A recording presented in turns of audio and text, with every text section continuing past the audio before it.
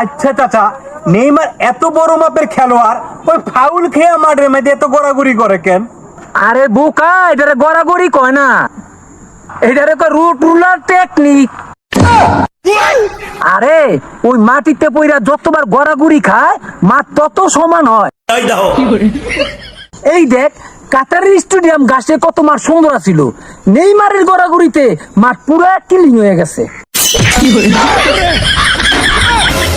এগুলা কি মালিরা কাটছে? সব নেইমারের গড়াগড়িতে ক্লিন হয়ে গেছে গা।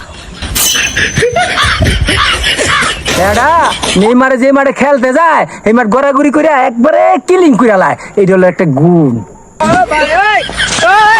নেইমারের লগে কোনো খেলার লগে তুলনা করিস না, নেইমার একটা শক্তিশালী প্লেয়ার।